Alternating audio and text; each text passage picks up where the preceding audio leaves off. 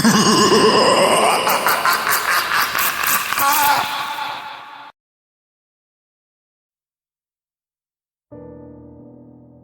was 17 when she came. I'd been living with my abusive mother for 17 long, painful years. It was around midnight, and my mother was already asleep. So when the 3 soft raps at the front door came, it was me who answered.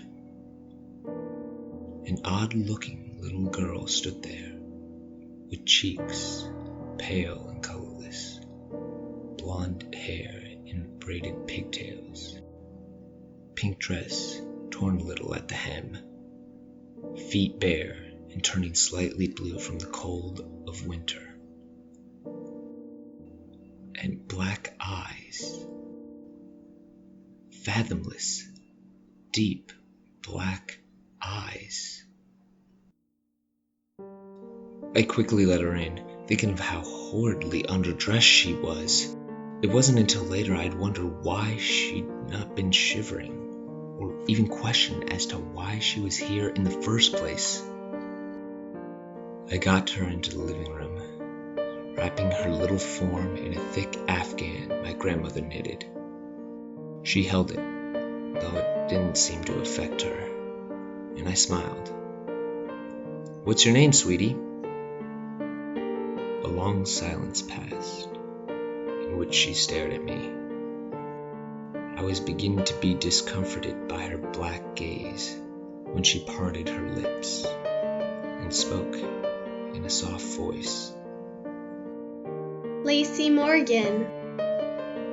I nodded again, smiling. "You can stay here tonight, Lacey," I said, motioning to the couch. She curled up in a little ball, black eyes still on me, and I exited the room. That night, I slept soundly, not worrying about my mother beating me with a strange little girl on my couch. When morning came, and I trudged into the kitchen, I was greeted with a coffee mug to the shoulder. I gave a feeble shout of pain, staring at my mother. "What the hell did you do? Why is there dirt on the couch?" she shouted, confusing me greatly. Upon investigating, I found that Lacey had vanished. The only proof she'd been there being some dirt that must have fallen off her dress or feet.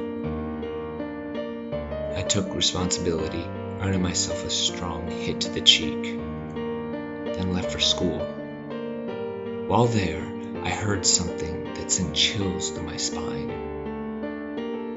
Lacey Morgan was found dead last night. I passed the day waiting for any more news on the subject, but found none. Upon arriving home, the news was broadcasting a live report on her, though.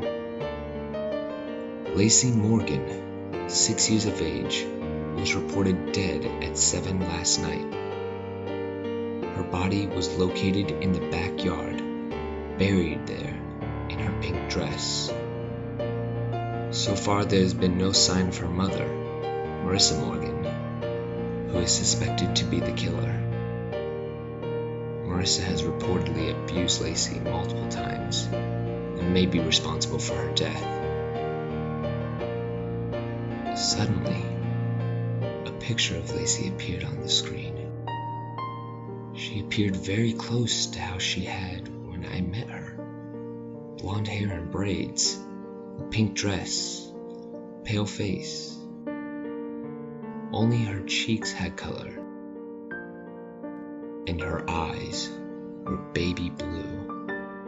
To most, this would seem unimportant, but to me it wasn't. She died before arriving at my house, if what the newscaster said was true. Died hours before. I tried to play it off, going about my business. I went to bed early so as not to have to see my mother. It was around midnight when I woke to cool fingers stroking the bruise on my cheek. I sighed, leaning into the small hand. "Never again," Lacey whispered, before her hand vanished. Not 10 minutes later, I heard my mother screaming. I rushed into her bedroom, nearly fainting at what I saw. My mom was thrashing wildly on the bed, a small creature having buried its face into her chest. I could hear the sound of flesh tearing, and my mother's screaming increased in volume. I wish I hadn't gotten up. Later on, I'd tell myself I hadn't, but I had. So when Lacey pulled back from the gaping hole in my mother's chest cavity, I had a plain view of her razor-sharp teeth glinting in light, glinting with my mother's blood. She smiled innocently at me for a moment, before swiftly tearing out my mother's jugular. That time, I did faint. When I came to, I was in my bed. I walked to my mom's room, morbid curiosity getting the best of me. Upon entering, I found the room empty. The bed was made neatly, as if my mom had left for work early. The only oddities were the dirty child's footprints in the open window, showing that Lacey had in fact visited. I never saw my mother again, and I never missed her either. I eventually got married, and we had a child together. I named her Lacey.